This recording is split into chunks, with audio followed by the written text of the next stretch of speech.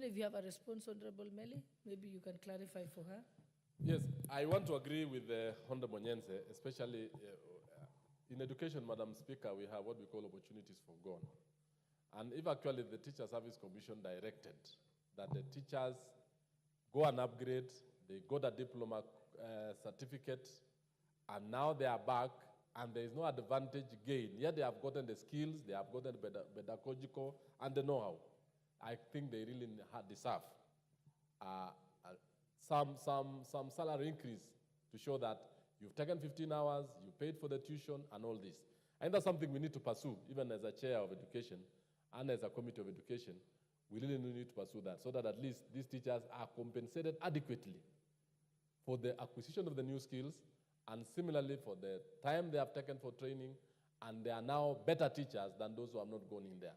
I think you have a point, Madam Honorable Nyenze, and I think, Madam Speaker, I will really pursue that. Thank you. Thank you very much. And now let's proceed to the answers by the Chair for the Committee on Health, Honorable Pukose. Or has he nominated somebody to answer to the question by Honorable Rehab Mokami, member for Nyeri County? I thought I'd seen Honorable Pukose here.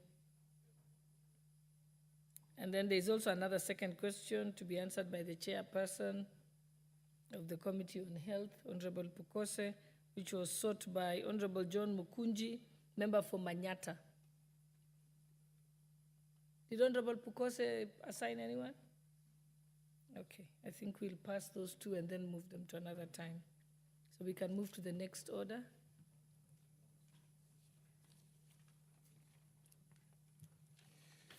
Order number 12, motion number 28 of 2023, establishment of a science museum.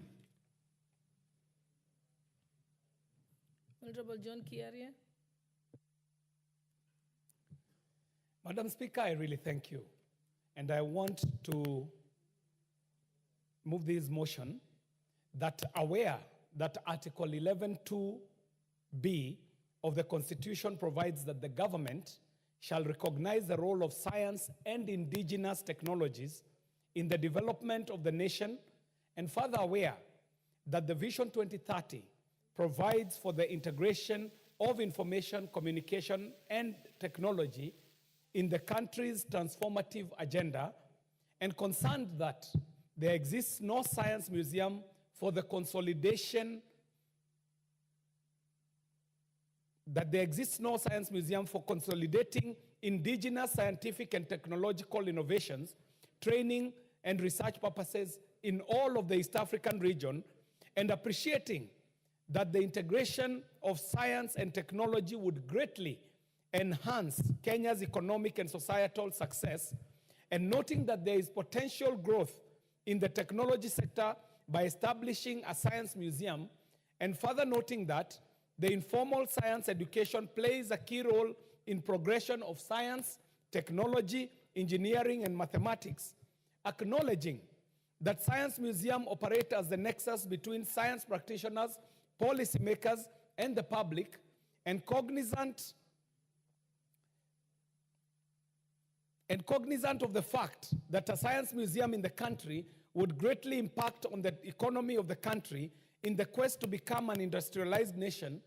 Now, therefore, this House resolves that the national government, through the relevant ministries, establishes and operationalizes a science museum in the country. Madam Speaker, I am standing on the floor of this House in the year 2024 and asking this House to agree with me that we should urge the government to establish a science museum in Kenya, and this will not be just the first science museum in East Africa. It will be the first and only science museum in all of Africa. Madam Speaker, a science museum becomes something important for a nation like us that has espoused in its guiding documents, starting with the Vision 2030, Madam Speaker, which says that we endeavor to be a knowledge-based economy. Madam Speaker, it is also this country that has developed the Kenya digital superhighway project, an aspiration of Kenyans to be connected to technology of today. When we talk of technology of today, Madam Speaker, we are talking at a time when we are talking of the onset of the fourth industrial revolution, also being called the era that shall be driven by artificial intelligence. Madam Speaker, we are seeing technologies like blockchain technology, the Internet of Things. All these advancements in technology are telling us that we're in a new era. But even in this new era, Madam Speaker, we ought to speak as Kenyans and speak as Africans and ask ourselves, if this is the fourth industrial revolution, where was Kenya in the third industrial revolution? Where was Kenya in the second industrial revolution?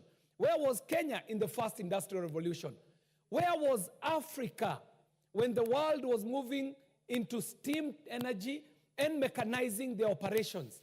Where was Africa when the world adopted electricity as a way and a mode of driving their technology?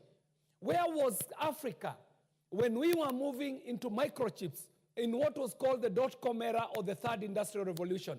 And I dare say that Africa slept through all those previous three revolutions. The question begs, are we the generation of parliamentarians that will superintend over Africa sleeping through the fourth industrial revolution?